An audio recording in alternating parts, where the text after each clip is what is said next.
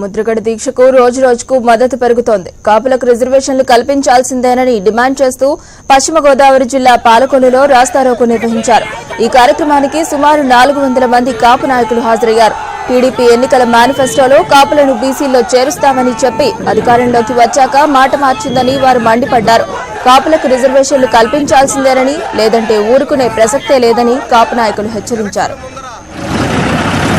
Silent గా ఉన్నటువంటి కాపులను పిలిచి మీకు ఏం కావాలని ఆయన అడిగితే మా పెద్దలు మాకు బీసీలో చేర్చాలి, మాకు పలానా కావాలని కోరుకుంటే మేనిఫెస్టోలో పెట్టి ఎలక్షన్ అయిన తర్వాత 6 నెలల్లో మీ కోరికలన్నీ కూడా నెరవేరుస్తామని చెప్పినటువంటి వ్యక్తి 18 నెలలైనా సరే కనీసం ఏ విధమైనటువంటి చేయబోవడంతో మా నాయకులు ఆయనకి లెటర్ పూర్వకంగా కానీ డైరెక్ట్గా కానీ కలవడం జరిగింది. అయినా సరే ఏమాత్రమైన స్పందన లేదు. గుర్తుంచుకోండి కాపు సోదరులారా, అధికార పార్టీలో ఉండేటువంటి కాపు సోదరులారా, మీకందరికీ కూడా ఈ కాపు జాతి యావత్తు కూడా ముద్రగడ నాయకత్వంలో భవిష్యత్తులో మీకు సాంఘిక పరిష్కరణ జరుగుతుందని చెప్పేసి ఈ ఉద్యమం పూర్వకంగా మీకు అందరికీ హెచ్చరిస్తూ దయచేసి ఈ కాపుల ఉద్యమానికి సహకరించండి. మీరు అధికారంలో ఉండేటువంటి పార్టీ మీ నాయకుడు ఇచ్చినటువంటి కోరికల్ని నెరవేర్చడం కోసం చెప్పేసి మీరు నడు కట్టుకోండి. ఒక మాట మాట్లాడితే మీకు ఇచ్చేటువంటి తుంబిరి పదవి పోతుందని చెప్పేసి భయపడవలసిన అవసరం లేదు. గుంటూరు జిల్లా కాపు రిజర్వేషన్ పోరాట సమితి కాపు యూత్ ఫోర్స్ ఆధ్వర్యంలో ఆందోళనలు చేపట్టారు. జిల్లా కేంద్రంలోని లార్డ్ సెంటర్లో వారు మౌన దీక్ష కొనసాగించారు. ఎన్నికల సమయంలో కాపులకు ఇచ్చిన హామీలను చంద్రబాబు మర్చిపోయారని వారు ఆగ్రహం వ్యక్తం చేశారు. ముద్రగడ శాంతియుతంగా దీక్ష చేస్తుంటే పోలీసులు ఆయన్ని, ఆయన కుటుంబ సభ్యుల్ని దౌర్జన్యంగా అరెస్ట్ చేశారని మండిపడ్డారు.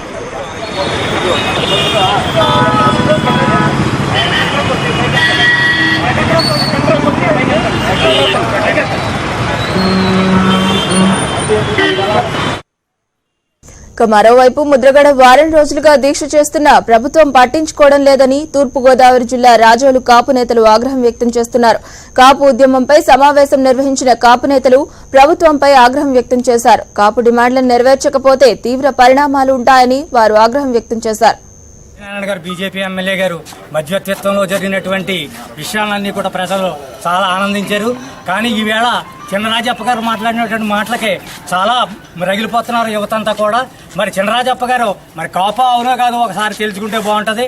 ఎందుచేతనంటే పరిస్థితులను అర్థం చేసుకుని ఈవేళ మరి గతంలో జరిగిన తుది సంఘటనల గురించి ఈవేళ కర్నూలు అన్నారు, కడపన్నారు. కానీ ఈ రోజున అమలాపురం, రాజోలు రకరకాలుగా మన పల్లెటూరులో జనం అందరినీ చెప్తున్నారు. ఏ ఉద్దేశంతో చెప్తున్నారండి? మరి నేను అంతా విడిచిపెట్టేస్తానని చెప్పారు. 13 మందిని మీ దగ్గర తీసుకొచ్చి అప్పు చెప్తానని చెప్పారు. మరి మన ముద్రగడ్డ గారి దగ్గర ఏమన్నారు? నేను ఇంటికి వెళ్ళిన తర్వాత నిమ్మరసం తాగుతానని చెప్పాడు. దానికి మేమంతా సంతోషించాం. మళ్ళీ ఏమిటి ఈ పరిస్థితులు? మమ్మల్ని మా కాపు ఎమ్మెల్యేని ఎదరపెట్టుకుని ఈయన మమ్మల్ని అణదొక్కడం కోసం ఈ చంద్రబాబు నాయుడు గారి యొక్క కుయుక్తుల్ని ప్రజలు ఎవరో నమ్మరో, నమ్మే పరిస్థితి